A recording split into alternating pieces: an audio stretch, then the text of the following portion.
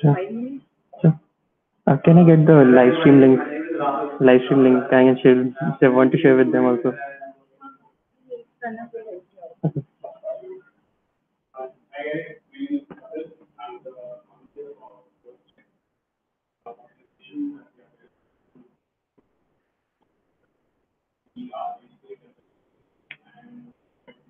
Okay.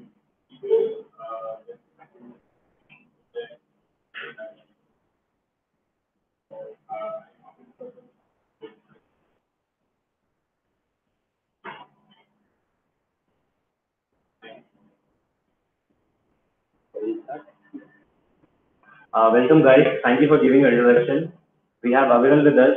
Unfortunately, Tarun can't make it, so we have Aviral, Aviral has about 2 years of experience working in blockchain. So he's working in Ethereum, Hyperledger, IOTA, so he has like bigger picture of every blockchain that is there, and he already catched up with all the improvement that is happening in blockchain. So now over to you, Aviral. Please take forward from here. Hello everyone. It was nice knowing you. So as Pranav told, I have an experience of about 2 years. So I've been working on different blockchains for about more than 2 years. So like I have an industry experience of about 1 year and like a research experience for about 1 year. Right. So I've been involved with DLT Labs. So we at DLT Labs like a core blockchain solution provider. So we provide an end-to-end solution regarding blockchain. So be it any use case, we have done like supply chain management, there's a payment, then there's ICOs, then there's GDPR. Like anyone from the management side would know what a GDPR rule is. That's an EU compliance, European Union compliance. So we have developed a solution in all of them, and most of them that are now live. So they're in production. People are using them. So for me personally, like I started out blockchain as more of like an investment point of view. Like mostly people have heard about Bitcoin. So they have not heard about blockchain. They have heard about the term Bitcoin. Bitcoin, like it's going to the roof. Like one Bitcoin is now 14 lakhs or 15 lakhs. And then one day it goes 6 lakh, one day it goes to zero. It can go. There's no issue in that. So I started out from Bitcoin. So basically at that time, I had just heard about Bitcoin. So it's like a P2P network. You play the app. There was some app. You install one app and you got Bitcoin as a reference token. So from there I started out. So from that I knew what exactly the technology was. So I was interested more in technology, like how it works. So I came to know what exactly blockchain technology is, how it works. So then I started reading about it. Then I went into Ethereum. So Ethereum is like the core blockchain. Whoever utilizes core blockchain is actually would be the Ethereum organization. They exploit blockchain to the fullest. Then there's Hyperledger, IOTA. Like now you all might have heard about different blockchains, EOS, NEO, and everything. All right. So for today's session, I'll be keeping it into basics. So I won't be like going into a hands-on on anything. So I'll just try to explain what exactly blockchain is, what is the word, then what is Bitcoin, a brief about Ethereum, and a brief about Hyperledger. If the time permits, I'll try to do a hands-on. I'll try a basic, like you can see that developing an application on blockchain is actually very simple. People think that developing an application on blockchain is like a very bizarre thing also, but it's actually very simple. If time permits, I'll show it within a 5 or 10 minutes frame. All right, so let's start. So for any one of you who wants a reference, so Blockchain Hub, if anybody wants to start like reading about, like they want a place where they can read in not a very deep level. They want a high level understanding of blockchain, Bitcoin, Web3. So they can just refer to this link. All right. So blockchain started out at Bitcoin. So there's a alias named Satoshi Nakamoto. So everybody can speculate who is, but we don't know exactly. So what he wanted, he created a P2P payment network. So Bitcoin is simply a P2P payment network. You are sitting in one corner of the world and you can pay or send money to another person on another corner of the world without any interface, without going through the bank, through the government. His simple motive was he wanted to create a decentralized payment network which anybody can use freely. Everybody has complete authority. Like there's no one, he has more authority, I have less authority, he can do more, I can do less. There's nothing. Each and everybody is equal on the Bitcoin network. So he started out as that. Alex. Next. So,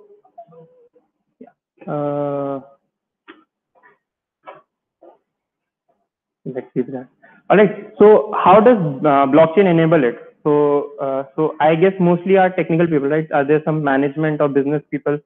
But I see some hands. Like it will help me to. I'll know how deep I have to go. Business people who are all there. All right. So I'll try to create. I'll try to keep it on that level. Sure. Yeah. So distributed database is so there's a term distributed database. So what database is? There's a single place where you're keeping all the data and you are everybody is using from there. All right. So that's the normal DB that we use. Like if you use a server, you develop an application. So at a single point, all your data is present and everybody is pointing to that and getting data. So what happens is that becomes a single point of failure. For example, let's say you have hosted your application in AWS. Let's take AWS also. So AWS, if anybody is using AWS, sometime back it went down. It went down for about 2 hours. All right. So at that point, nobody was able to use AWS applications on a certain region. Right. So AWS is like one of the biggest cloud providers, like on the terms of Amazon, Azure and Google. Right. Still they went down. That's because they have all their data in this on a single place. They keep the redundancy in different regions, but they actually serve the data from a single place only. So that becomes a single point of failure. And secondly, they actually own your data. So if tomorrow Amazon says that I am not allowing you to use your data, you cannot actually do anything because they have your complete data. They have the policies that can allow that they can do that, right? Not everything, but something. So blockchain started out as a solution for that.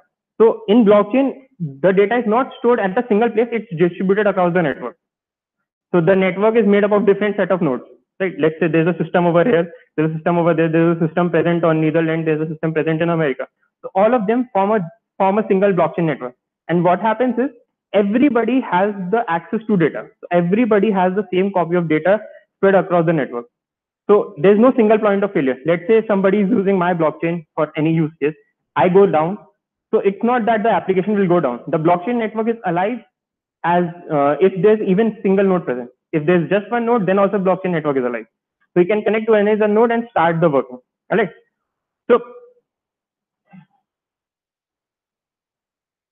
So that's how blockchain works. And by the name blockchain, so what happens is, so blockchain has a term transaction. So anything that you do on the blockchain network is coined as transaction. Whether you send money to someone, whether you are saving data on the blockchain, whether you are performing sending data from one person to another, changing it, everything is transaction. All right. So transactions are stored, transactions are collected.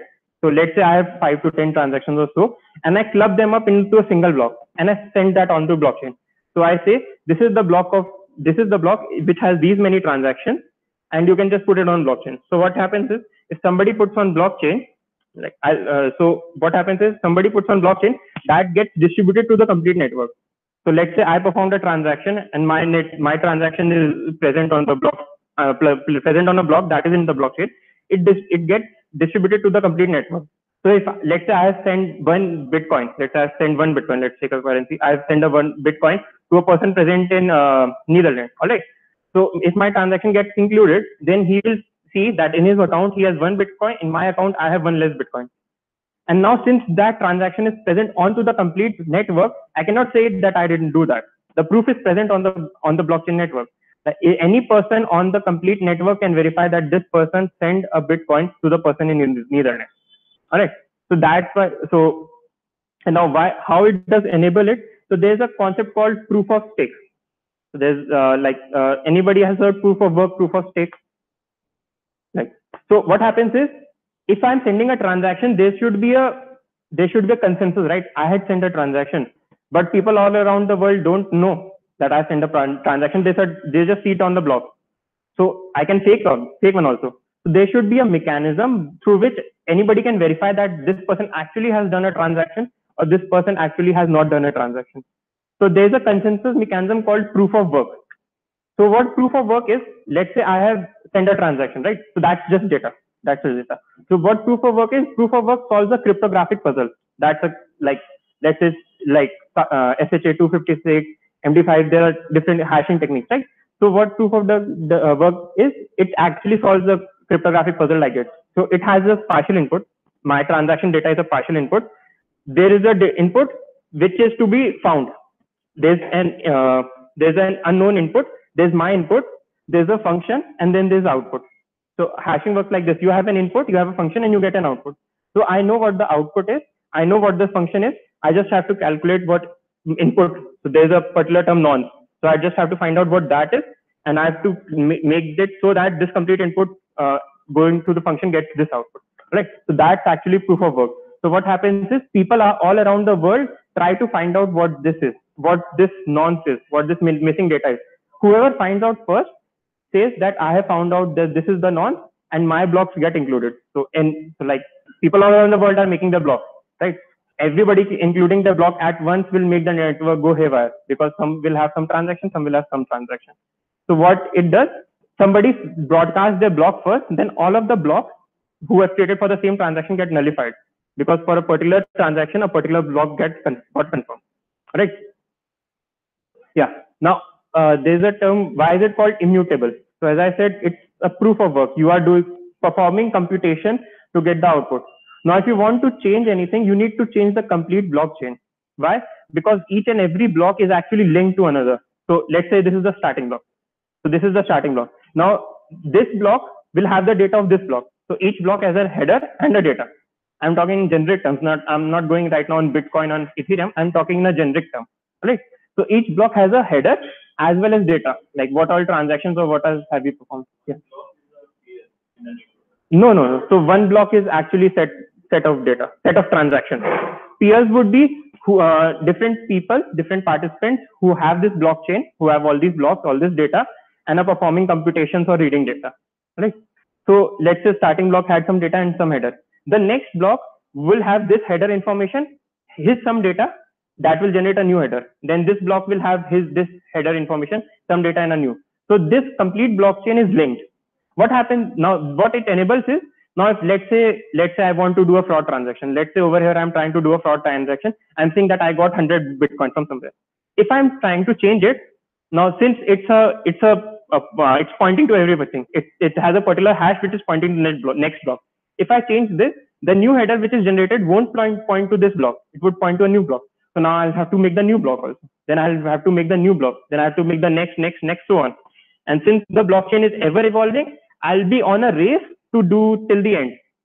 So what happens is the blockchain which has the most participants. So since it is a peer-to-peer network, whatever most people agree on is the same. Simple. Like let's say in a room, we are agreeing on a particular protocol, then that protocol is final. If one people says I do not agree, then it won't be with the majority. He has a different protocol. He's on a different room, right? Similarly, so if I have done a fraud transaction, so I need to make the complete blockchain, and that is very difficult because performing a calculation. So currently, if you go onto the Ethereum network, you need terabytes of hashes per second to perform a single block, and a new block is formed every 13 seconds. Right, and you have to compete with all the people who are actually mining to create the chain, right? So that becomes very difficult. So that's why we say it's immutable, because there are more participants involved. If there's just a single participant, there's a single node, then you can easily mimic it because then it's not very difficult. But if there are nodes spread across the world, millions of people are using it, then doing one change is very difficult because you need all the people to accept that change. All right.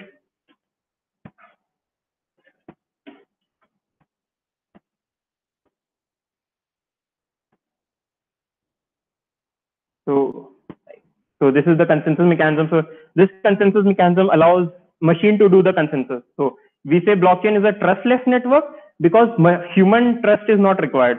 It's the machine that handles all the trust. Machine do the computation. They perform the they generate the cryptographic hash and say that this cryptographic hash is same to this cryptographic hash. So there's actually no trust for the humans involved. So it's a complete trustless mechanism. Sorry. Mm.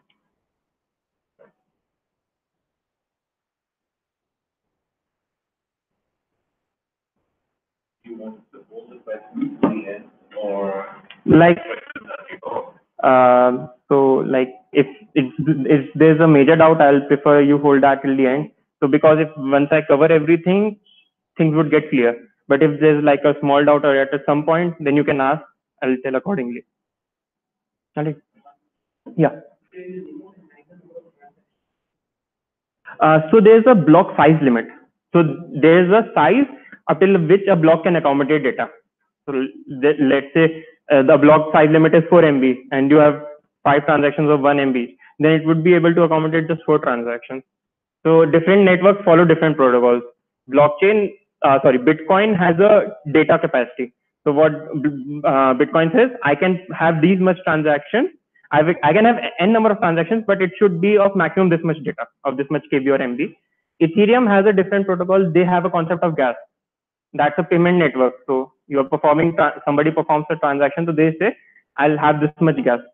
We'll cover that later on. But each and every blockchain has a different protocol, but it's just data, like how much data I can accommodate. Right. Right. So, so that is actually what Bitcoin is. So Bitcoin is nothing but a P2P network which works on the principles of blockchain. Now, what happens is, so now why people would use Bitcoin? So you're performing transaction, you are spending your computational power. See, performing a transaction is not a small task. Performing terabytes of hashes per second is not a small task for a machine. You need a supercomputer. You need a set of you need a mining farm to actually do that. All right. So why do people do that? So there's a thing called incentive mechanism. Whenever you mine a block, the protocol says if you have mined a block, you'll get a reward. So simple. If you are using a network and you are giving your resources, you are expecting something in return. It's not like everybody is doing, like, it's not an NGO or something, right? And sorry, the wrong term. I'll not use that term. You get the sense, right? So it's not actually like a community. People are giving their resources, so they expect something in return. So what all the networks do, they say that if you mine a particular block, then you get this much of the amount as an incentive. So let's say you're mining Bitcoin network. So for each block you mine, you get, let's say, 2 Bitcoin. So currently a Bitcoin is worth 14 lakhs. So if you mine a block, you get 28 lakhs. I'm just giving a figure. Previously you got more Bitcoins and the price was less. Now you get per block, you get less Bitcoin. So it decreases to half every certain block number. All right.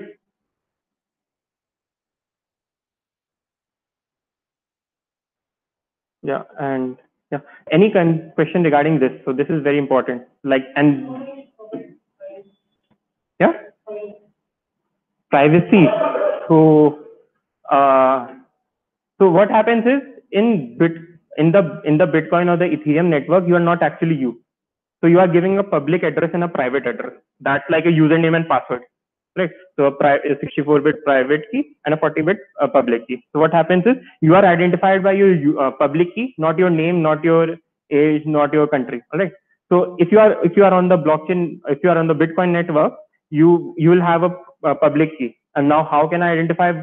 So since it's a public blockchain, anybody can query it. Right? Anybody can query it. So anybody can see, like, this address has this much Bitcoin right now. This had this much. It has sent to this and received this. All right. Now privacy is, since it's a public blockchain, anybody can read it, but nobody can perform a transaction except you. Performing a transaction, you need the private key. So it's like a username. So let's say you have Facebook. So using your username, you can search any profile. You can see what the data is. But if you want to make a post or you want to do something, you just want to send a friend request, you need to log in using your password, right? Similarly, if you need to do any transaction over here, you need a private key.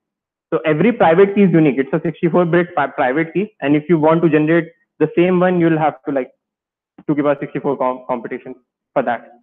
Not even 2 to the power 64. It's a hex. So it's 16 to the power 64 computation to generate that new one on a brute force attack, right? So that's why it's actually very secure. The security lies in computation. it depends on the fact that nobody can perform this much computations in a short term, right? Nobody can perform 16 ke paas 64 computations in a short term to get your private key. Nobody can perform 256 computations to get a hash. So it basically relies on the amount of computation that a particular person does. So hashing is very easy to verify. It's very difficult to recreate. It's very difficult to mutate. You cannot create a same hash using different inputs very easily. You can, but it would take a lot of effort. So it relies completely on that fact for the security and for the immutability. Right? So yeah. So yeah. So the next yeah. Okay. We have money, right? We have money, right? Send money to, right now we are to the banks, we are sending money. Yeah. What exactly is Bitcoin? Is it nothing but something or what is it actually? So let's say you live in India, right? So we live in India, so we agree upon a currency. We have an Indian rupee. So what Indian rupee is, we agree upon that a particular note has a value of this.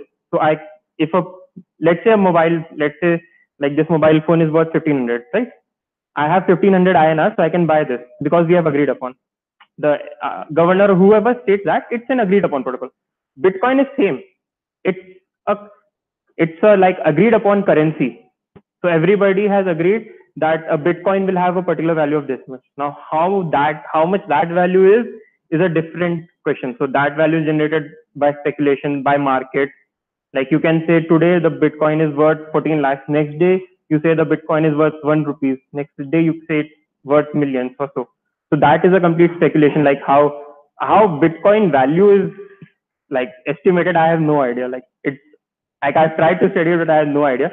So might be some other people would be able to do, but it's just an agreed upon value. So let's say I'm saying that that system is of 1 Bitcoin. I'm selling that for 1 Bitcoin. You have 1 Bitcoin, so you can buy that from me. I'm selling that for 5 Bitcoin, then you two have 5 Bitcoin. That's an agreed upon protocol. That's a simple, like we agree upon any currency, we are agreeing upon the value of Bitcoin. So that value is generated by the users. Like the rupees value is generated by the people using it. If all of a sudden the government says that I'm not considering INR as a value, then next day the value would be zero. Like we had demonetization. So they said 500 rupee has no value. Everybody agreed. So next, from that point onward, it did not have any value. Similarly for Bitcoin network, so it's a community network. So everybody is saying it has some value, this much value. So everybody is agreed. Okay, this has this much value. It's just like that. Can I add to what you have mentioned? Sure. So I think we can also say Bitcoin as internet money, which anybody on the internet can send to another person, and it's basically decentralized currency. The governments don't get to say, and the foundation of Bitcoin is essentially to say there's no regulatory authority that is needed. It's like a trustless network that is built by multiple number of nodes. I think yeah. So it's like it's enabled you to have data democracy. You have your democracy of your network. You don't need to go if you want to, let's say you want to send money to US right now. So you need to send to your bank. The bank says, okay, I'll take this much as a commission, I'll send to this. Then you go over there. At some point, anybody says, I will not do it. You won't be able to say anything. You won't actually have a say. It's possible right now. In data democracy, you won't actually need to go through all that. You can just send from a person to another person because they are on the same network. Right now, we are on a heterogeneous network. India has a different network. There's a different network of banks.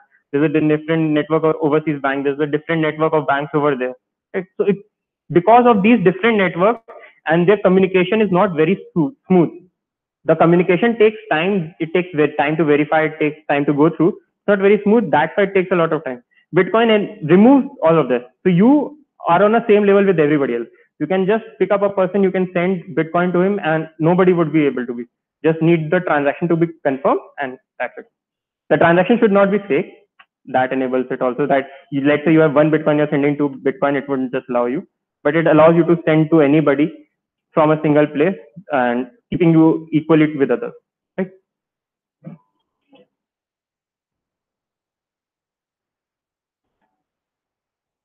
Um, 1 minute.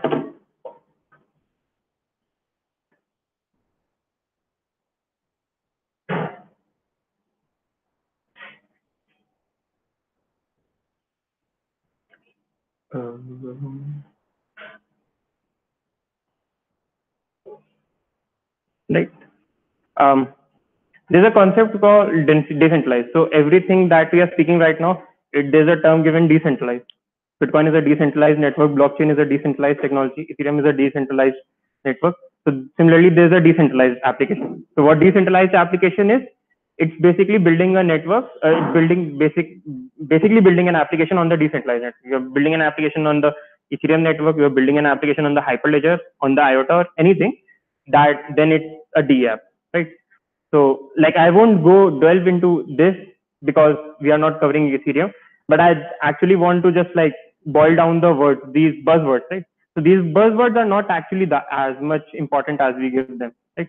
So like if anybody of you has a buzzword that you have a Web3 or decentralized or Bitcoin, anything like, so if you have a buzzword, like speak to me, I want to boil that down because it will help you to like get furthermore. What exactly is blockchain? So like the name or the technology? Yeah. What exactly is blockchain? Okay. So block contains nothing data but data. Data could be anything. See it. Yeah. So blockchain employs different technologies. It employs a hashing technique also. It employs some network protocols also. Blockchain is a very good amalgamation of different technologies. A distributed database, a network protocol, a consensus mechanism. It's an amalgamation of all those different things. Like if you want to know what all the technologies are enabled, you can just Google for the Bitcoin white paper. So if you go to the Bitcoin white paper, there you will actually find out what technologies is it consisted of. How does it store the data? How does it broadcast the data? How does it actually perform computations? You can just read what algorithms are used in that. But blockchain, as it is a very good amalgamation of technologies. Now what happens is a block contains data. If you are sending money to somebody, that's also data. If you are building an application, that's also data, right? It's data. So block contains data that is stored in it. Now what happens is if a block has some data and it is put on the blockchain, like blockchain is going, let's say I put my blockchain over it. I'm talking a very high level. So you put that block. So what happens is if a block is present over there, that means that the data is true. Everybody agrees if that block is present, then that data is true. That data has happened, it's not false. So similarly is the complete blockchain. All right. Yeah. And right. And is it like clear? Is it?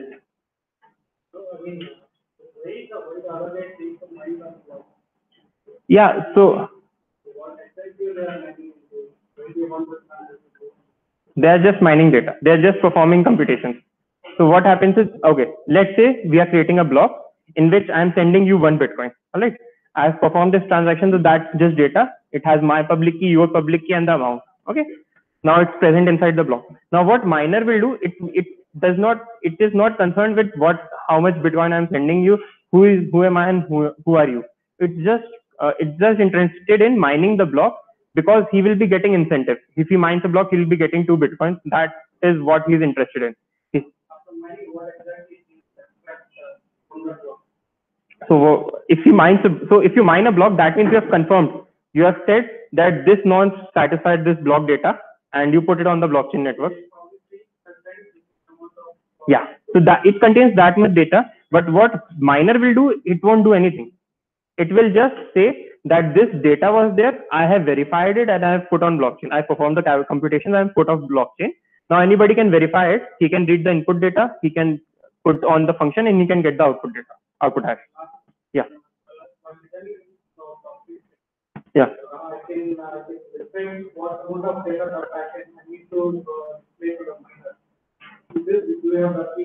Yes, you can do that. So that is a different technique. Like how you build your network is a different thing. So there's a network Zcash. So what Zcash is, they have included a private. That is a private network. So in that, when a miner mines, he does not know who has sent how much money to whom. All right. He just sees there's a transaction, he verifies it. And then there's a different technique of knowing if this transaction is valid or not. Right? So if you are designing your blockchain, then you can do many things, because blockchain basically are made of open source. There are some blockchains which are proprietary, but most of them are open source. You can just go down, read the code, and like you can modify accordingly. Node is nothing but a person associated to the network. Yeah, it's a client. So if you want a network to be alive, you need people participating in this. You need nodes. Let's say if I have created an intranet over here, I need all the systems connected. Then only they'll be able to share data. If the systems are there, they're not connected, then the network won't survive. It needs at least one person to survive, right? So nodes are basically clients which are connected to the network, and they keep the network alive. Right? Yeah.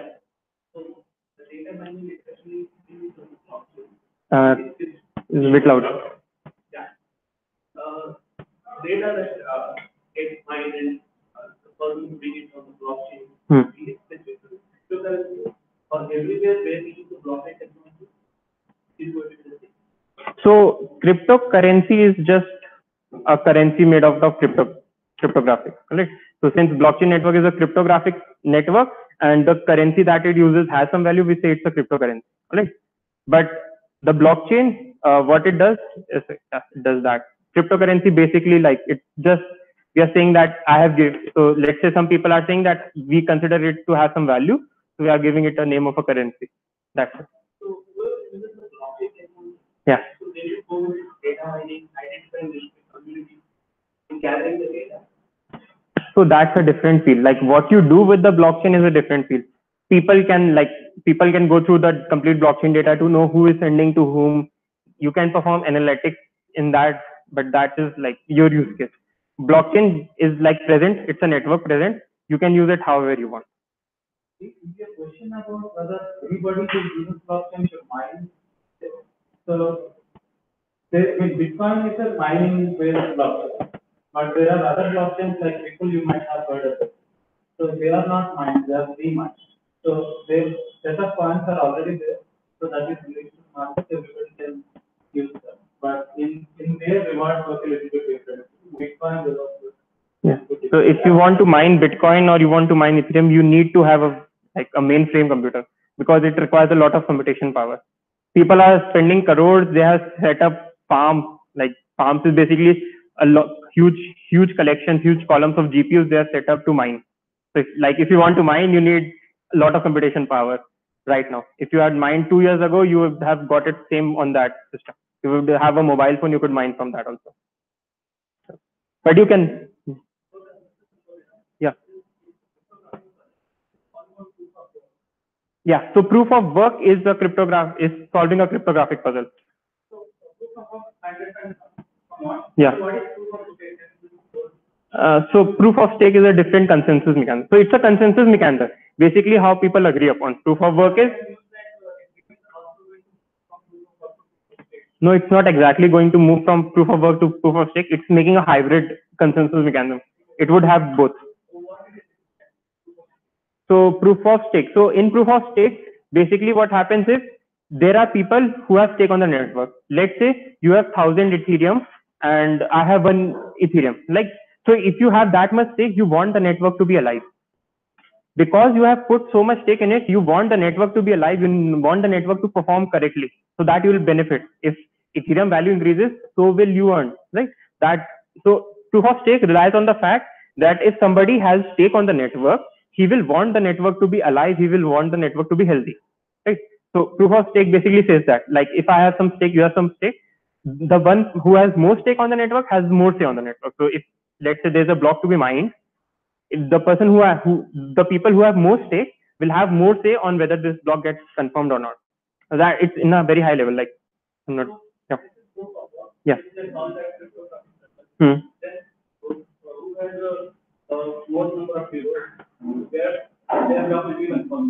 But what is that thing which confirms the block okay, you are saying how will we confirm whether a block is correct in proof of stake? Yes. Okay, same way. So it's a cryptographic number. It's a hash. If you have there's hashing techniques different. 256, 512, MD5. These different hashing techniques. But what the underlying way is, you have an input, You perform some mathematical calculations, you rounding off the bits. Yeah. So proof of work consumes more electricity. Yeah. Because it does work in system. Yeah. But proof of stake don't consume that much. So that's that. So see how you verify whether a block is so for proof of work agreed upon that everybody has equal stake, right? On mining a block. So whoever performs the computation fast. Now let's say I have a mining server. I have a very big farm and you have a laptop. So I'll be able to mine all the blocks because I have more computation power. Similarly, in proof of stake, the person who has more stake can actually see it. In the end, it's just you are taking data, you're putting a function, you're verifying it. Now, let's say a person, I have this much function. So I'll take a set of functions, they will have some data, I'll put in a function and get the output. And I'll say this block has this hash. So whatever the output is. Who will have more stake, that will get more power. So yeah. He'll be not able to have more power. Yeah. No, not exactly. He'll be not able to mine. So if I have 5 ether, he has 5 ether, he has 7 ether. If we both combine, we both stake our share that we'll perform these many transactions. These are transactions are true. He says these transactions are true. So R will get confirmed because combined stake is sort of. It's not actually, you're not actually mining. You're not actually performing computations. It's virtual computations are happening. Right? Yeah. Sorry to interrupt, but can we just take questions in that special because everybody covers okay. Yeah, that's an important term. Like I'll just take one. So yeah, so Web 3.0 is just saying that you have data democracy. So what Web 2.0 when Web started, it has evolved since then. So when the internet started from Telnet, when the DARPA started it, so from then we have come to a very high point where we have evolved it a lot. So now what current status is? It's the data monarchy. So your data, like all of our data, is present in, and everybody would have heard of Facebook scandal, like Cambridge Analytica scandal, right? So what happened is they had all the data and they were sharing it without your knowledge, right? So that's data monarchy. That's data Web 2.0, as we say. Web 3.0 enables you to have your own data. So like GDPR regulation is could be an example. So what they say is every person will allow whether his data would be used by a third person or not. Similarly, Web 3.0 would give you the power to store your own data to give somebody permission whether he can use your data or not. So Web 3.0 allows from data monarchy to data democracy. And blockchain enables it because it keeps everybody on the same platform. So everybody is equal for the network. So if let's say you want to use my data, so I'll allow you to use your data. You cannot control my data. That's data monarchy, right? So yeah, so that's like actual beginner's overview to blockchain. So yeah, any questions? Like I'll be staying here. I won't be going anywhere. I'll take on questions, but I guess there's another speaker next in line, right? We can cover what Hyperledger is. Okay, so we have like 7 more minutes. 7 more minutes. All right. So I won't actually cover on Hyperledger because it would take a lot of time. So yeah, if anybody has a doubt, like you want to ask about actual application building or actual dev, yeah. The blockchain is? You're saying there's a copy of the database. I understand database is not a blockchain. Yeah. So there's the same copy of the database even multiple servers. Yeah, multiple nodes. On the server. So the moment a transaction happens, like a hub and spoke, it kind of uses everywhere. Yeah, it just broadcasts the broadcast the block to the complete network. So there is no central server. No. Broadcast. So if I have mined the block, I'll broadcast mine. Somebody else might have mined, he'll also broadcast it. Yeah. No, if you want to mine, you need to have a huge server farm for Ethereum and for Bitcoin. If you want to be a node, you can just connect from your mobile also. How does the entire database be replicated on my mobile? So that's a different technique. So what happens is, let's talk about Ethereum network. So what Ethereum does, it has clients which you can use to access the network. So there are different techniques. One technique is you store the complete data on your system and use it. Then there's a technique where you store the actual header information. So there's a header and there's data. That data part is actually which is taking a lot of memory. If you keep the headers, you can just like query the blockchain network, because you know previous header should match the next header, this header should match the header for the next block, and so on. So you can access the blockchain network through that also, but you won't be able to actually mine it because you need the complete data. But you will be able to query from that. Like you want to read the state or something.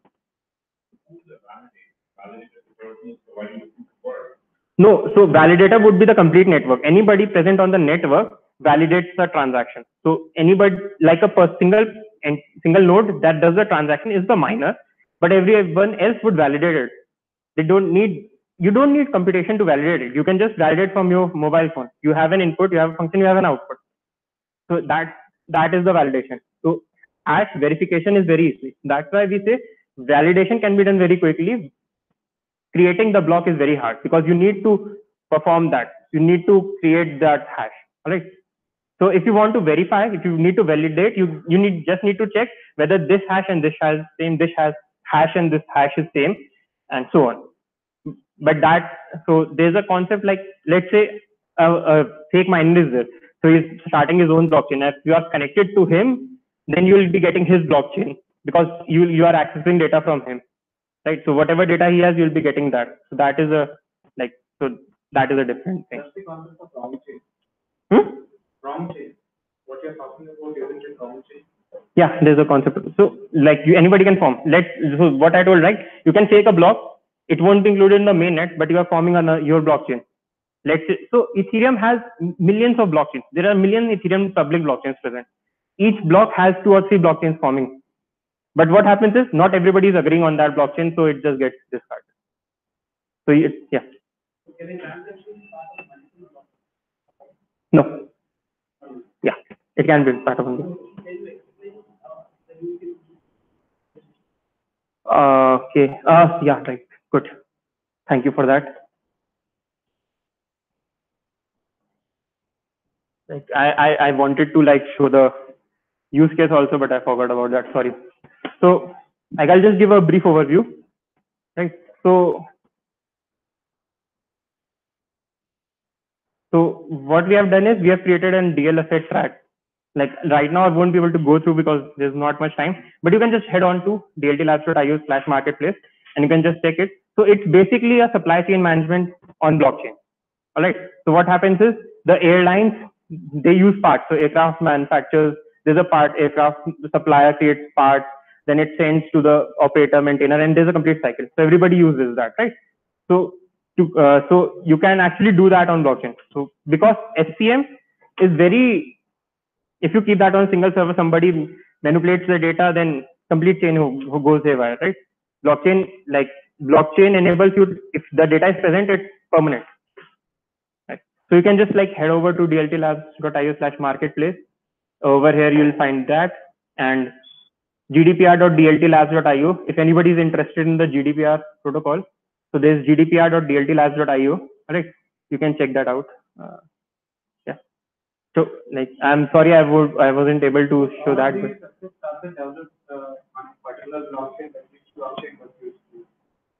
So I cannot answer that question. That all of these are our proprietary solutions. So like I cannot give the internal. You need to like contact the business people for that. Yeah. Yeah. Yeah. So so that is a different concept. If your data mining is like, are you talking about mining on blockchain, or so that is a different concept. Anybody can mine on blockchain. This is a solution developed on blockchain. Right? It is a different thing that you are developing a solution on blockchain. It is a different thing that somebody is validating a transaction. Right? So anybody can mine. This is a solution that we have developed on blockchain network. Right? Yes, you can. So you can have 3 types. There are 3 types of blockchains. So there's a public Ethereum, there's a private, certain people, then there's a permissioned. So permissioned is you allow people to use your blockchain. You can just head on to blockchainhub.com.net. Yeah. Sorry. So you can just head over there and you will get all the information. Right? I'll like, so next Yeah, week. just to Yeah. start. So actually, we started this meetup with Tarun Moore. Tarun Moore was last minute because of his inevitable personal reasons he couldn't join. So we approached Aviral and one more guy from Nagar. So he primarily works on blockchain technology. So he's going to join us through Zoom and he's going to give us a speech on blockchain. Whatever he says, he just add and Yes. just email, give us to me. Right. So yeah. So if you have any queries, you can ask me, or I'll be there after the meetup also. If you have any queries, you can ask me, or you can head over to us. We are present in Gachibowli. What?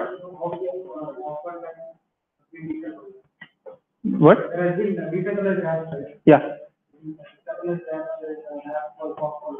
Popcorn. I've not actually heard of that. So torrent streamer is a different thing. Torrent streamer, it uses a P2P network for discovery and sharing data.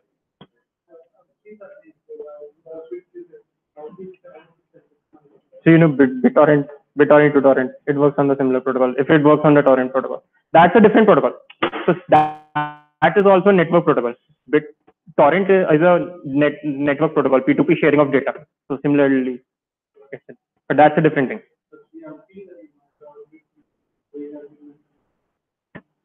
I'll have to read about that.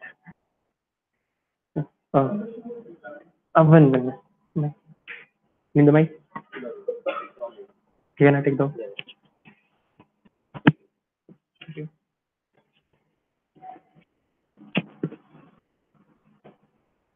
Hi, sir.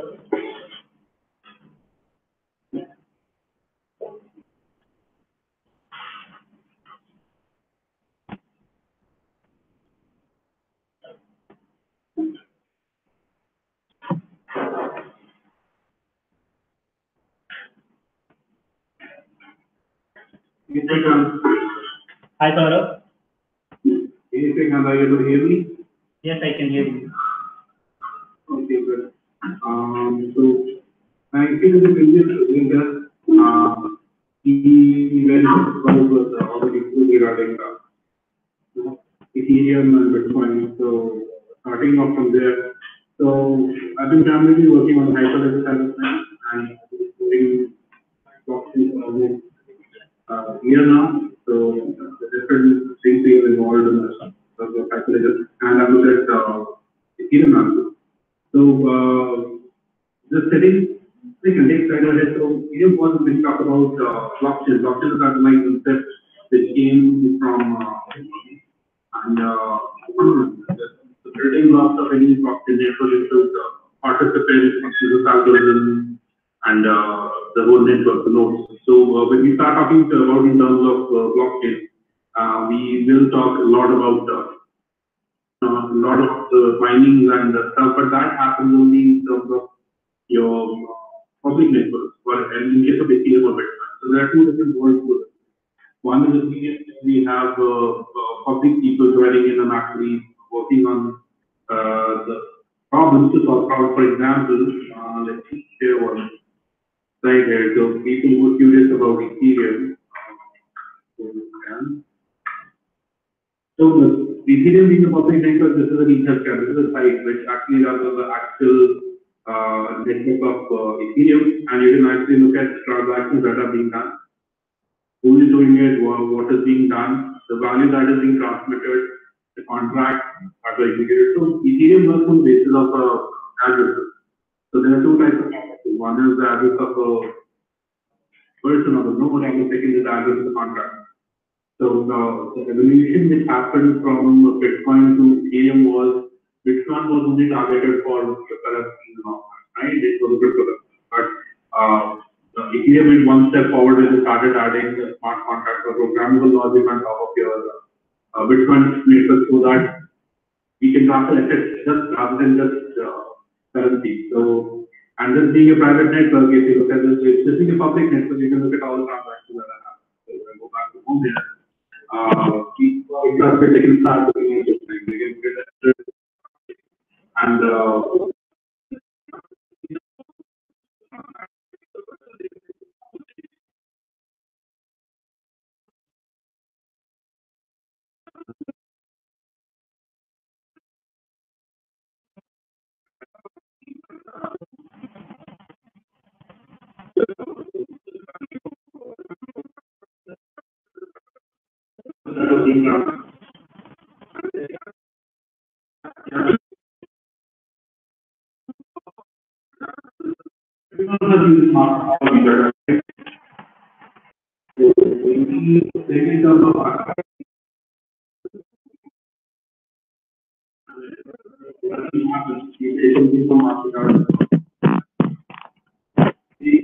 MasterCard and Visa can actually get to such another transaction because they are same thing happens in terms of your retail network as well.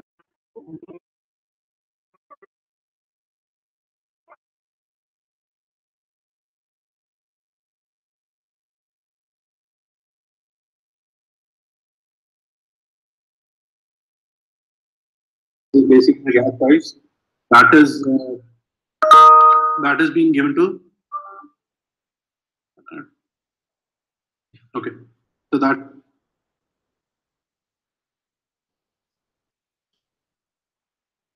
Saurav, are you there? Saurav, we can't hear him. You do something?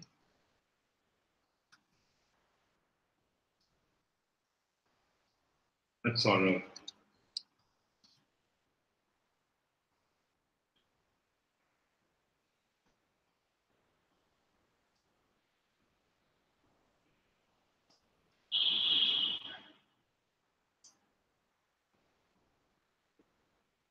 Was it something you did with the mic in your hand? No.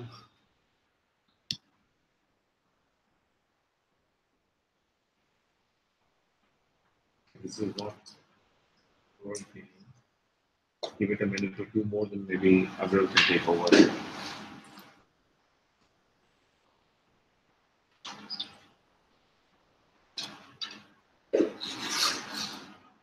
You want to call in?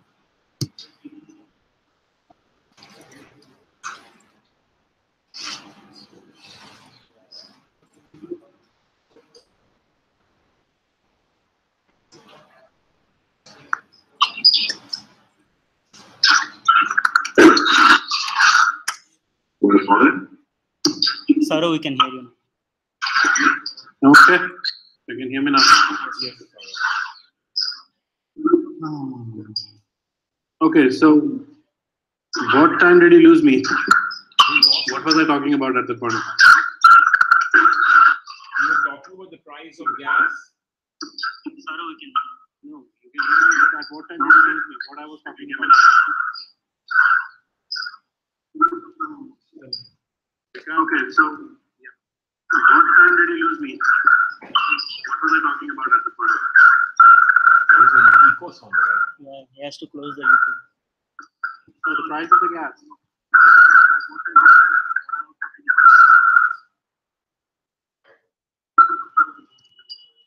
Okay, so what time did you lose me? What was I talking about at the point of time?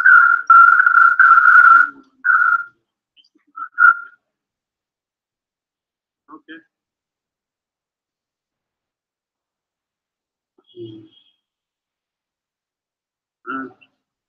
Saurav? Okay. Okay, Saurav. Okay. We can hear you. Yeah, good. Thank you. So what I was talking about was regarding the price. So whenever we talk about the public network, or in case of Ethereum, the participating nodes or the validating nodes who are going to have a copy of the blockchain and they're going to validate whatever transactions are being done, they need to be incentivized because they are spending a lot of money in terms of, or a lot of monetary value in terms of your processing and computing speed and the bandwidth speed. So in order to incentivize them, what happens is there is a gas price associated with any transaction you do.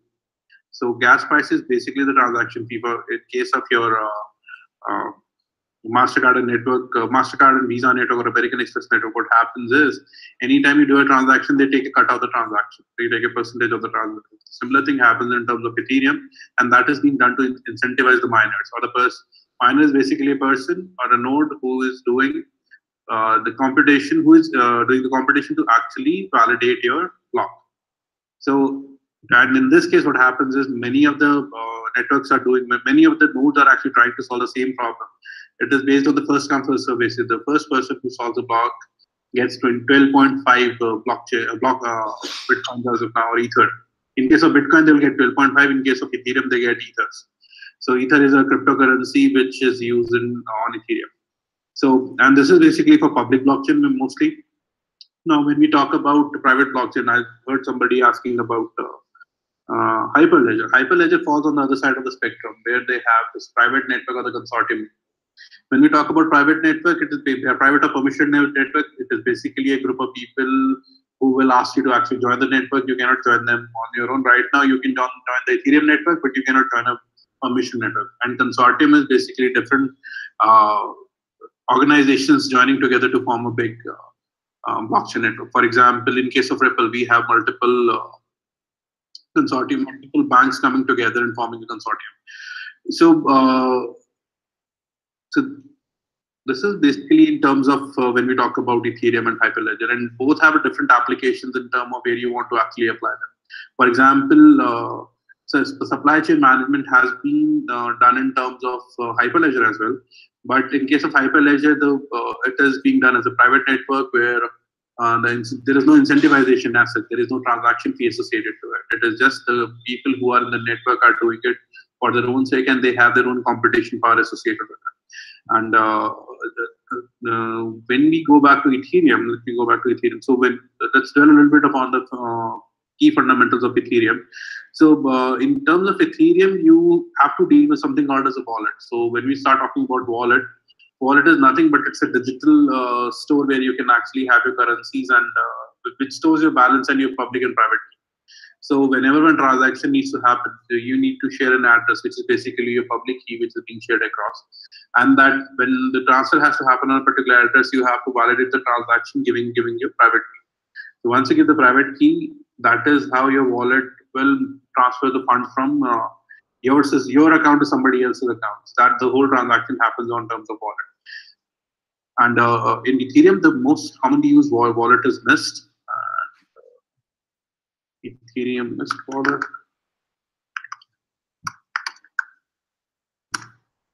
So this is a common wallet. You can install it on your system and you can start working on it. It's an open source wallet. And word of caution, do not connect to the actual network of Ethereum. There's a testnet Ethereum available where you can actually mine the coins and all that. And you can start exploring it. But the Ethereum Mist wallet can be used for that. And there are different other wallets available out there. But on basic sense, the quality of the main differentiation of different wallets is there is a hot wallet and a cold wallet. If you look at the classification, hot wallet is a wallet which is connected to the internet, while the cold wallet is something which is not connected to the internet. And then there are multi-signature wallets, which require basically signature of different parties to actually validate any transaction or to actually allow any transaction to happen. And cold wallets and then there are hardware wallets, which are specified hardware which are used as a store your cryptocurrency and signatures. So there are different kind of wallets available out there, and they're used for Ethereum most of the time and public networks. But in case of private networks, when you go on to the world of Ethereum and on the world of Hyperledger, which is currently available both from IBM as an open source. So the underlying concepts are still the same. There is still participating nodes, there are validating nodes, there are ordering nodes. Still a block of transactions is mined. But in this case, the mining there is no transaction fee associated in the Hyperledger network, and there is no incentivization being done. But the consensus algorithms that are being used over there are the one dictating the terms at how any particular block would be fulfilled. And when we talk about it, and this is basically for private and public networks, which is being used by most of the corporates as of now. So any questions anyone has up till now? If you have any questions about mine,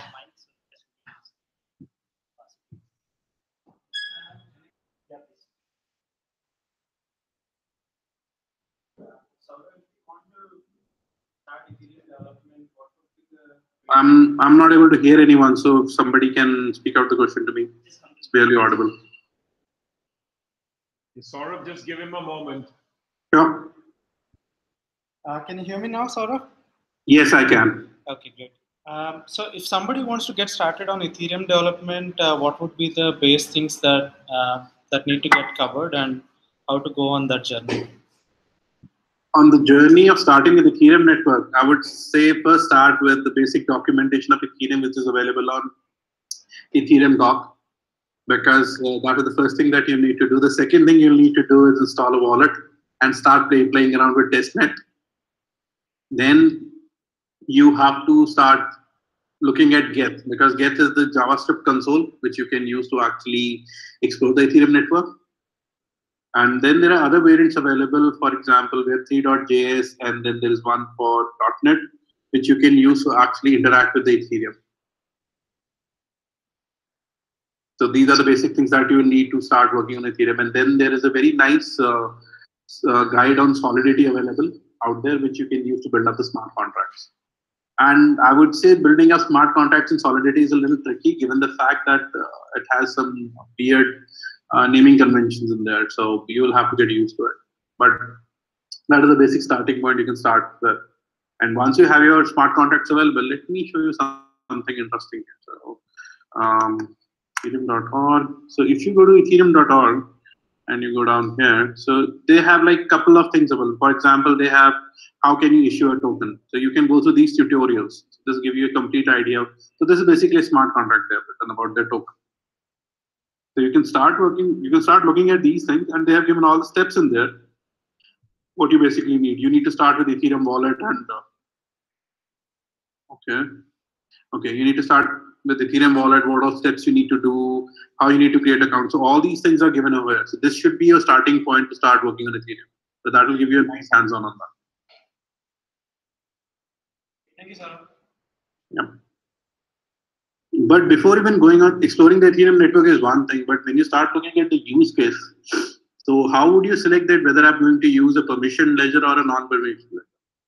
So that is going to be a bigger question based on the use case you're selecting. For example, in case of supply chain, I believe somebody asked this question that how you are going to ensure that information, the proprietary information is not available to everyone, right?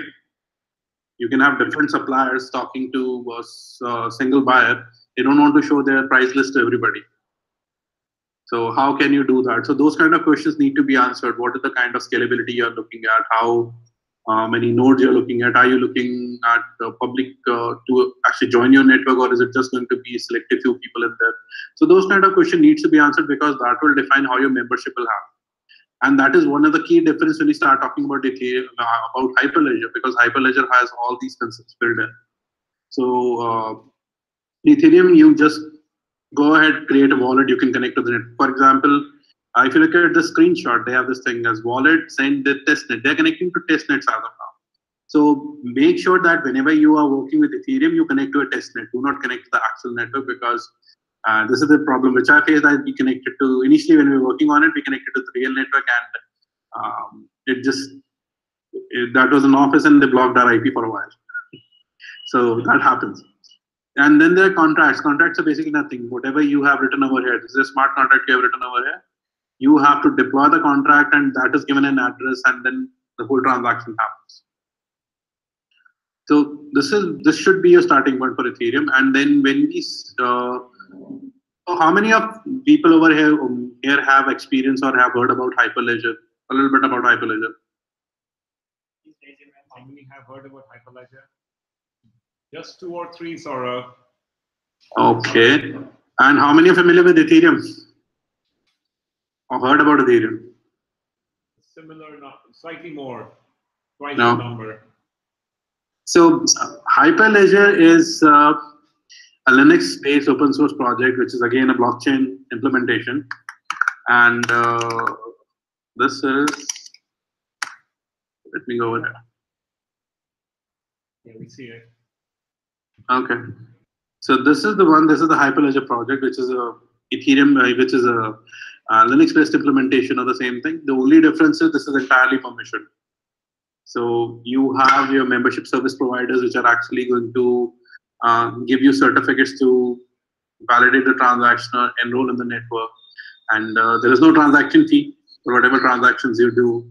And there are different sort of problems that are being solved over using Hyperledger network. The biggest one being your supply chain financing. That is one there. One which IBM has themselves done.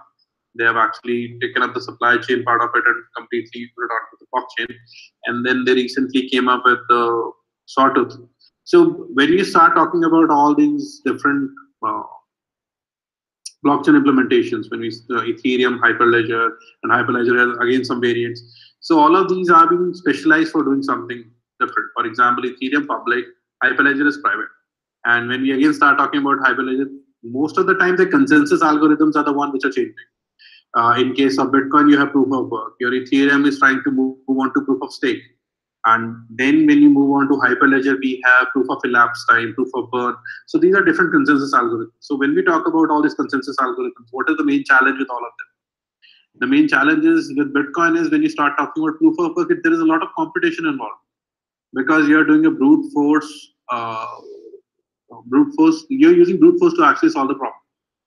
And that will get biased when you have 51% of the network shared. So this is a possibility that if somebody has 51% of the competition power as of now, they can deceive the network. It is a very prominent challenge which everybody is facing in terms of Bitcoin because China has almost like 30-40% of the competition power with them. They have built out warehouses to do the mining.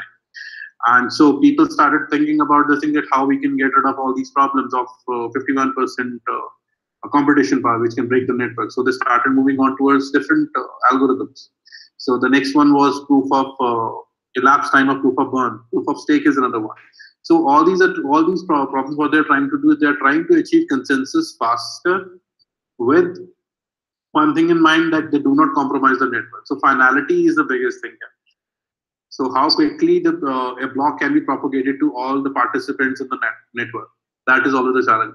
How many of you know that how long does it take for a Bitcoin transaction to be committed? What is the time? Anybody who can give me an answer on that? 10 minutes, half an hour, 50 minutes, depends. Ideally, it's 10 minutes that is being built onto the protocol of Bitcoin. But can anybody answer me why 10 minutes? Why they have given that size of 10 minutes? Every 10 minutes, I'm going to build out a transaction, or build out a block. You'll have to come closer, Pranav. Hold on, Saurabh. Pranav's coming Yep. over. So for each transaction to validate, we need to do the proof of work. So the node that is validating the transaction needs to do proof of work for 10 minutes at least. And it is not just constant 10 minutes, but it depends on the difficulty level. But the difficulty level gets adjusted. Yes, difficulty level get adjusted. Yeah. Yeah. The whole point of 10 minutes is when you look at the Bitcoin network is all over the world, right? So the signal has to propagate. So, and at least they should have enough time that all the signal gets all the node within the network at least get that particular block. It needs to be transmitted over the network, right? So that is why they had this issue that we should have at least 10 minutes in between so that we give enough time for the for the block to get propagated to the network. It's a gossip algorithm. So that's why 10 minutes came into picture. But based on the number of transactions that are being submitted to it, every 10 minutes a block is mined, but your transaction may or may not be in there, depending upon how many transactions are already in the backlog, because all the transactions have to be ordered. So that was the main challenge behind this thing. But when you start talking about private and permission networks, your time considerably goes down because you are not on public network. Your overall number of nodes is very less, and consensus algorithms are a little different.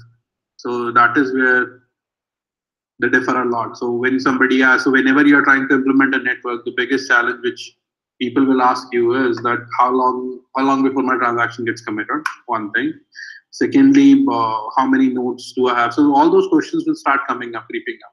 So till development, it's fine. When you start talking about Ethereum network, testnet is fine. You are going into actually Ethereum world. But if you start implementing an Ethereum solution, it is a different mindset altogether as compared to what you have in Hyperledger. Hyperledger, when I'm going to talk about what kind of network do I need to build, how many peer nodes I'm going to have, how many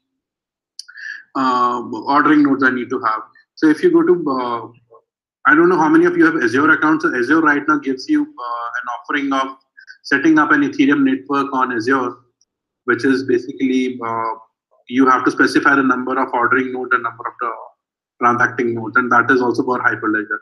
But the number is constrained as of now. They are just given 10.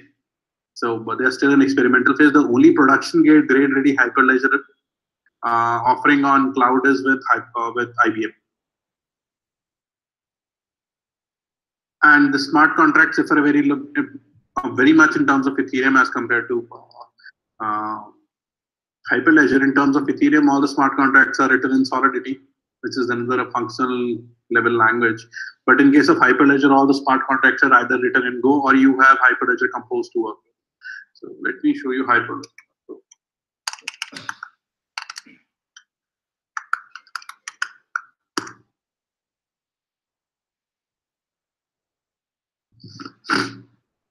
So if you want to start working on Hyperledger, this is the place you can start with.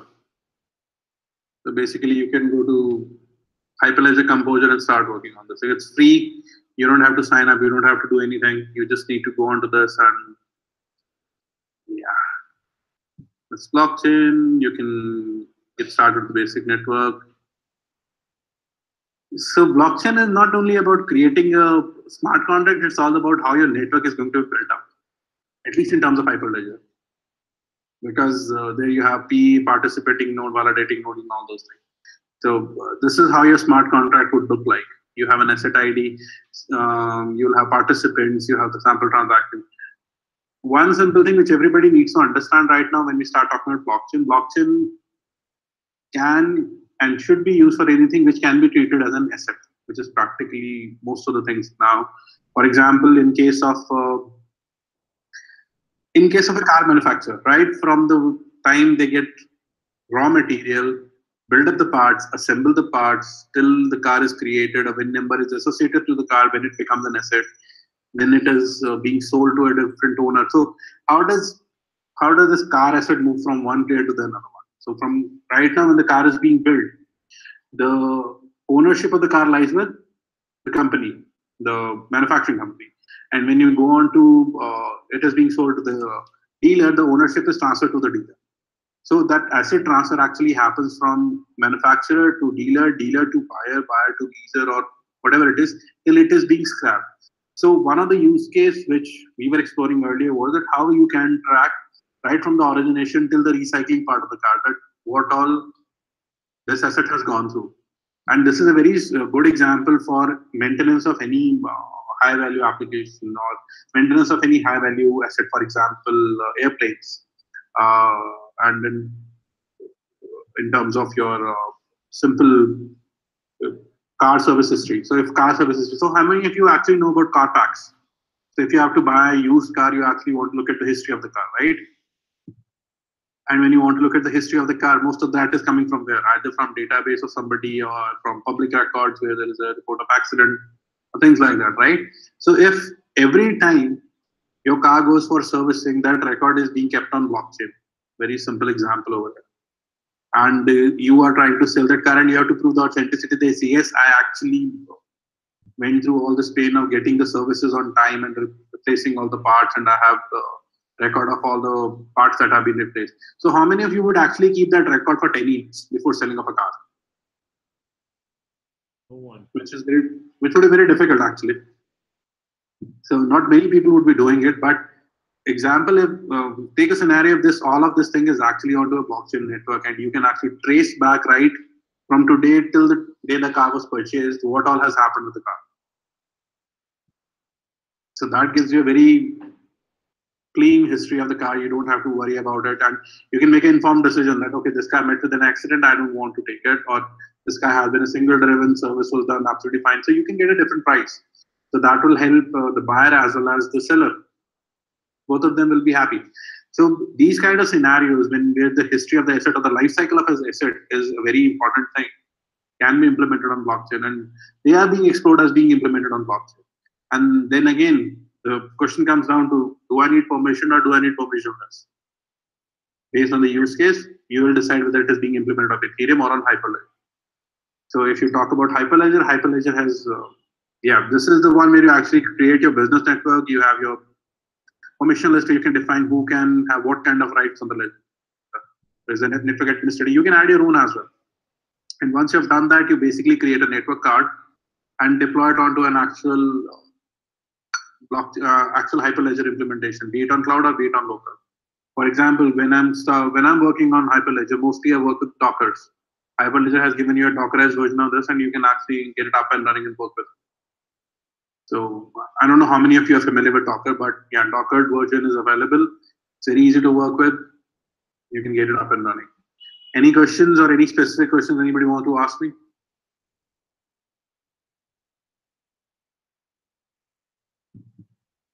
We're good, Saurabh. You good? Okay. So the basics will always remain the same. When we talk about blockchain, the basics are not going to vary. You will have a consensus algorithm all the way. You will have a participating node. You will have permissions and all that. So let me give you some of the examples of implementation of Ethereum. I don't know how many of you have actually seen a couple of implementation of Ethereum. There is something called as Augur.net.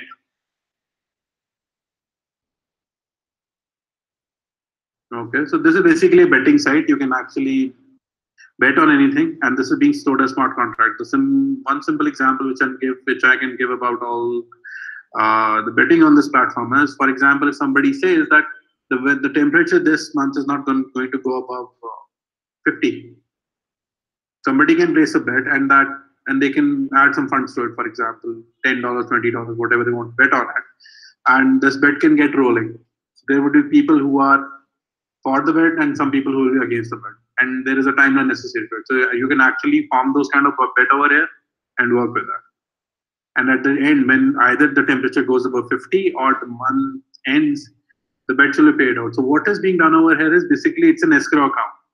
So all the funds are being stored at one place till a certain condition is met, and based on the smart contract, they are being paid out. And those smart contracts are actually publicly available. So gambling.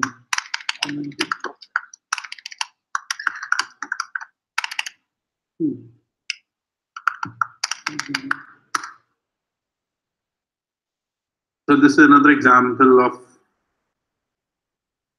blockchain based.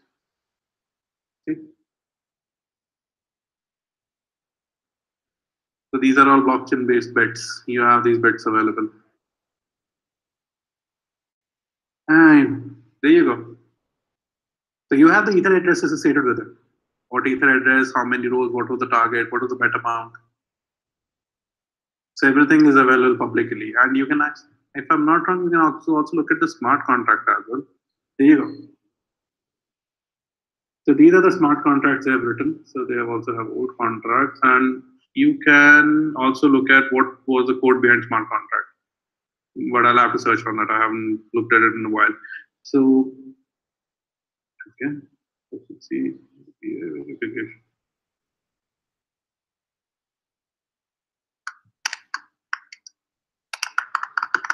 So how many of you have heard the term ICO? 3, 4, 4 people. 4 people. How many of you have heard about IPOs? IPO. I believe a lot of people should have heard about IPOs. Facebook did an IPO a few years back, and it sold out within half an hour or 15 minutes, something like that. They're good with the IPO, not the ICO. Okay. So ICOs are very similar to IPO. The only difference is they have lot less regulations. It's basically an idea for crowdfunding. So you have an idea, you basically create a technical white paper, and you publish the white paper, and you say the ICO token sale is on. So people, they can go through your white paper, they can, if they like your idea, they can actually fund your idea. And they will basically get token out of it. And once the idea takes off, they can actually make the money out of the tokens. For example, is ICO.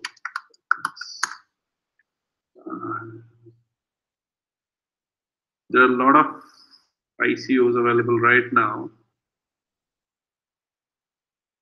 Let me pick up one which I can show you. There you go. And for the person that is floating this white paper, he gets real money, he or she gets real money? Yes, they get the real money. So when you have to buy the token, you have to look at the money. You have to give the money. For example, Bitcoin. So somebody asked this question, how the value of Bitcoin is determined, right? Yeah. It is 15 lakhs. Yesterday it was 10 lakhs. It's all supply and demand. So Bitcoin is interesting the fact that it is a legal instrument as well as a digital instrument. So it can be treated as an asset as well as a legal instrument, both things. So it is traded on your stock. It depends upon supply and demand. For example, a news comes in and says that oldest trading board, commodity trading board of Chicago is actually going to introduce futures for Bitcoin. Okay? That happened in January this year, sorry. This happened and suddenly the price of Bitcoin shot up. Why? Because people knew that once it is being accepted, yes, there's going to be a lot of demand for it. Basically demand went up and supply was still limited because there are limited number of Bitcoins. You cannot just create Bitcoin out of nothing. But the demand went up and supply was very less. So basically your price shot up. So your ask and bid started happening. So that is how the money or the price of Bitcoin is determined based on supply and demand. That's why it's very fluctuating as of now. There is no regulations associated with it that how much can be the price or how fast it can grow. Because once you start doing that, that is where our currency differs from our dollar or rupee differ from Bitcoin. But they have regulation. As soon as the money of dollar starts falling, the money of the value of rupee starts falling as compared to dollar, suddenly government kicks into action. They start all the stimulus packages. They all start doing easing and all that. That's just to maintain the value, right? But in case of Bitcoin, there is no such regulation. So if a news comes out that tomorrow Jeff Bezos, Amazon CEO, says that I'm going to invest heavily in Bitcoin because I see the future, right? People are going to go crazy after it, and suddenly you will see that the amount of Bitcoin and the value of Bitcoin has gone up from 10 lakhs to 20 lakhs. You must have watched the rally of Bitcoin going from 1,000 to 17,000, and then it came back down. So when you start looking at ICOs, so these are the ICOs, Sapphire Coin ICO. So you click on here, read more, they will basically redirect to the site or to a different thing, and they have written a white paper most of the time. Actually, they have to write a white paper. So, okay. If you go to the website, sapphire.coin.io,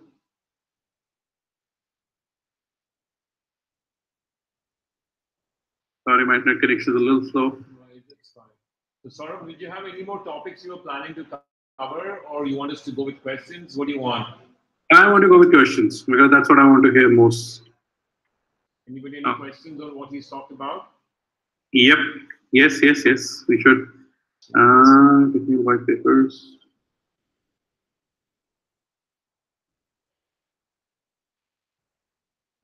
They have not listed down any white paper. All right, no questions here, Saurabh. Okay. No questions. Nothing on Hyperledger. No, I think the topic is complex. At least for me, it has always been. Okay. So we need a few more days of understanding, a few more sessions of understanding. I don't know. That's where I am. Anybody?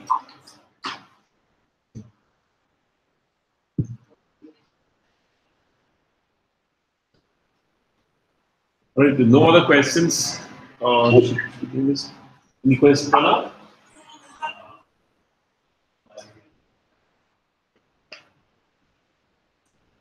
Saurabh, would you be so kind enough to share with Srikanth a few links on and maybe others? Will do. So, what kind of information they are actually looking for? Basics. Around ICOs, Hyperledger, Ethereum, or the basics? What kind of information do you want circulated to you all? Basics or basics? So let's start with like the real basics, and Srikanth can circulate it out to this group. Okay. And then we should meet again. Actually, I want to know if a link will come and here's a blockchain. Sorry? Right.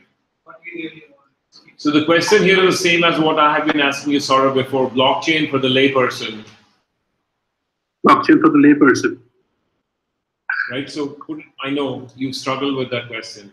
No, it's not about struggle. It's if I have to explain in very layman terms, as the previous speaker said, it is just that you are taking away the power from a centralized organization and you're giving it to the masses. It's basically democratization. That is what we are doing with blockchain network. Rather than a central authority making the decision, you have the certain stakes to actually make the decision. It's just like you are investing in a company and you have that shareholder power like 5% or 10% to have some say in the decision what is being made. So let's do this, Saurabh. Let's put together some information as a Sure. beginner's guide. Beginner's guide for blockchain. For blockchain, and then Yeah. we'll come back and meet again in the. In the meantime, what I would suggest everyone is just start going to the links of just do a Google on ICO.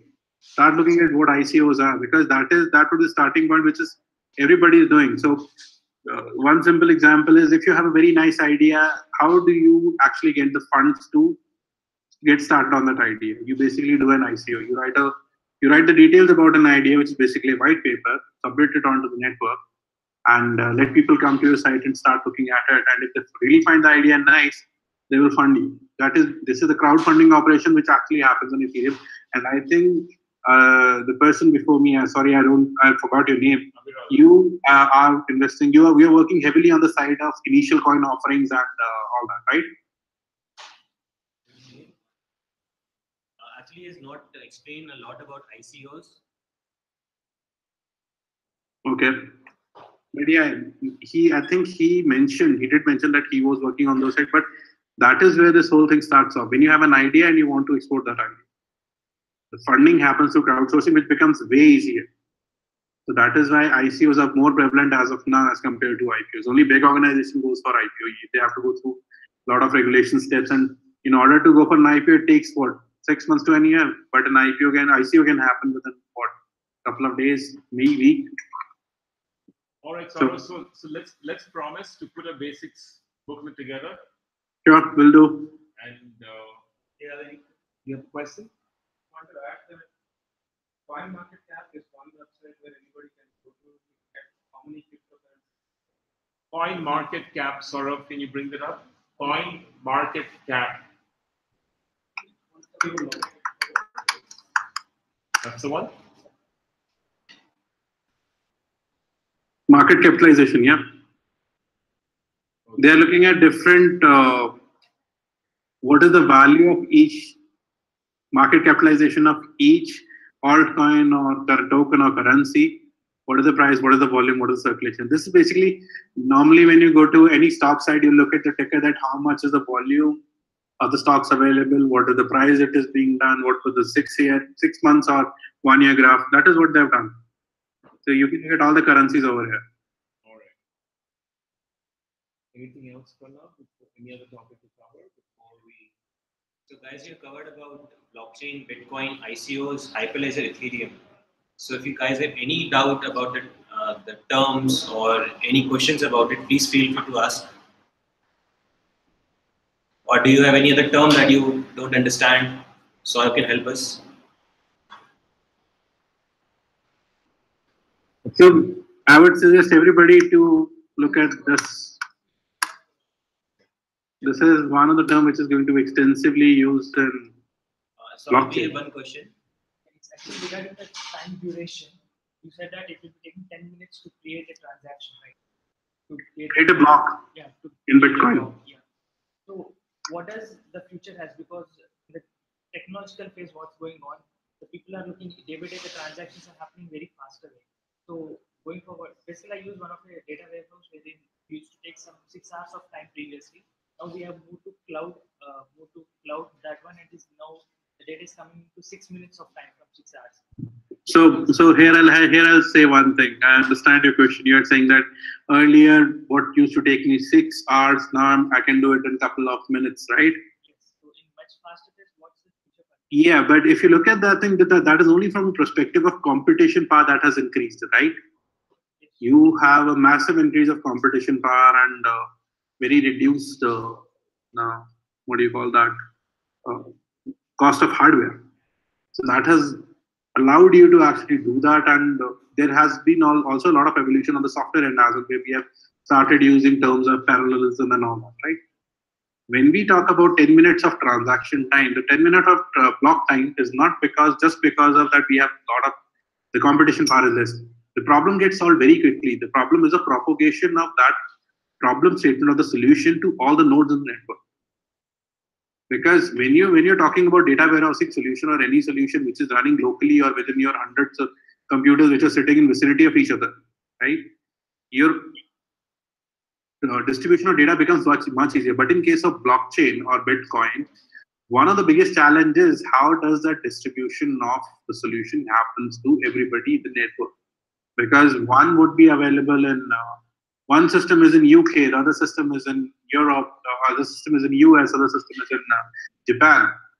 So that also has to be taken in account. So with the as the speed of there are two things that are happening right now. They're increasing the block size so that more transactions can start fitting into the blocks. Secondly, what they're trying to do is they're trying to come up with smarter consensus algorithms so that we can do it faster. So, and there is another Lightning protocol that has also come up. So Ethereum is also working on the side of Lightning protocol. So these protocols are all coming in place because we want to have reduced time of transaction. If MasterCard is going to use blockchain, which they are actually using in the B2B settlement, they have to be the transactions have to be fast, right? So that is the problem that the whole community is looking at and trying to solve. The second problem, which I can tell you, which you should be looking at also, is from a standpoint of interoperability between different ledgers. Right now, your system is on Ethereum, somebody is on Hyperledger, somebody is on a different version of Ethereum. How all of them will talk together? Those are the kind of questions that the community is right now looking to answer. And they are trying to come up with standards. So that is still in process, but it will mature. We have one more question.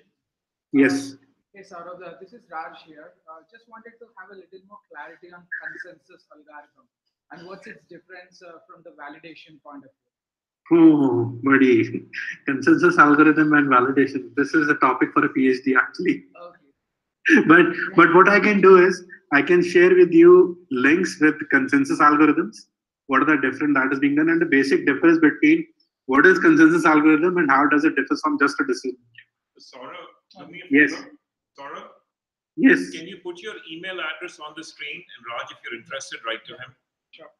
Can you type out your email address? Thanks. But you know, Raj, if you get the right answer, you must buy him lunch. Because Sure. He doesn't get paid for answering you. Definitely. Yeah, I would love to.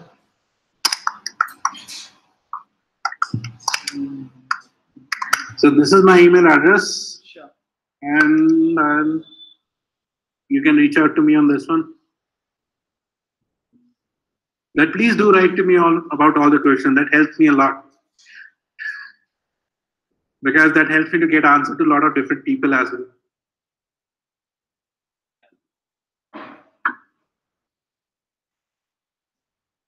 Any other queries? I'm sure there are many.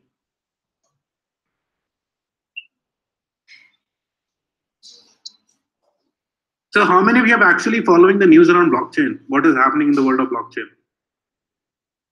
Very few. Not from blockchain technical world, from the actual real world problems where people are looking into implementing blockchain. There are only 2-3 people. 2-3 people. Okay, I'll give you an example. How many of you have heard about this one? The general election was done using blockchain platform. There you go. And this happened 10 days ago.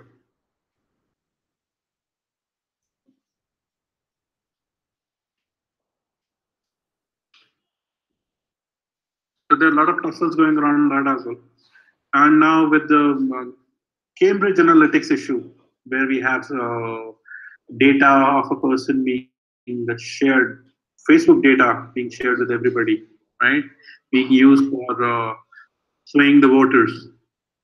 So Saurabh, one last question for anyone in this room, and all of you, I hope, have his email address if you wanted it.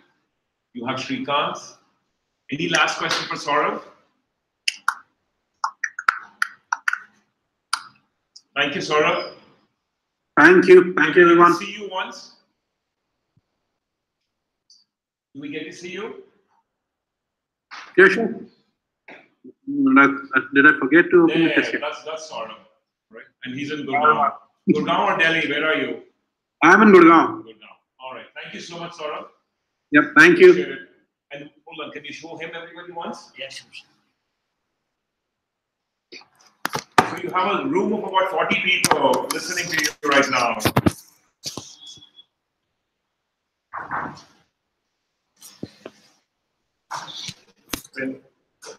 Everyone.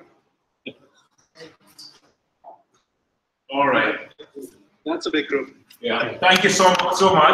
Thank you, Saurabh. Thank you. Have a good evening. You too. Thank you. And please do write to me if you have any questions on that. Yeah, sure. Yeah. Yeah, Thank you. Thank you very much for coming. The announcements like we are connecting more these kind of sessions on blockchain and on the other emerging technologies.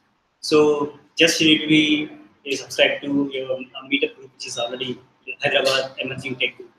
I'm sure there are many questions, and I can see on your faces you are coming up with more these kind of sessions. Then only we can understand. Then only we can solve our what are the queries in your mind. Then so So if you have any questions, please feel free to discuss and catch Saurabh or anyone, me, or you can discuss among yourself also. So please feel free to have some snacks and do attend. Yeah. Do attend. Pranav and Shrikant, you're promising a quick set of links for basics from Saurabh and Aviral, and you'll send it out to this group. Yeah, we'll post in our meetup page, so you can have basic tutorials about Ethereum and Hyperledger and some more resources about blockchain and Bitcoins. Yeah. How much is blockchain is Sorry. How much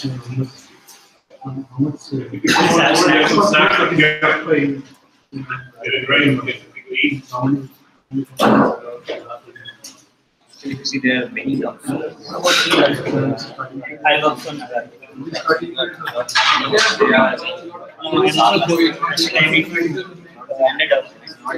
ended up. So we are organizing meetings for these emerging technologies. So I will sign up as a company, as a company, they have they have clients. We don't have any development, but in Gurgaon, actually, Gurgaon is the head office. So it is like 4,000.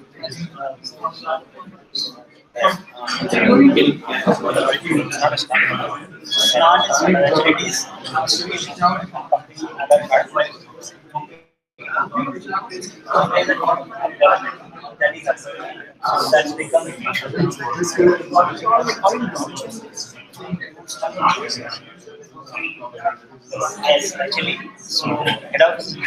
So here it does all the R&D. Here, this about this mobile app. So that's why we shared the email in case when is also mentioned. You can get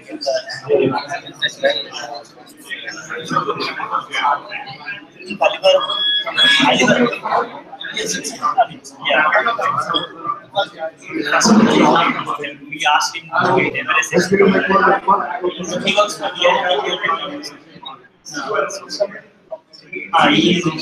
he's a blockchain analyst.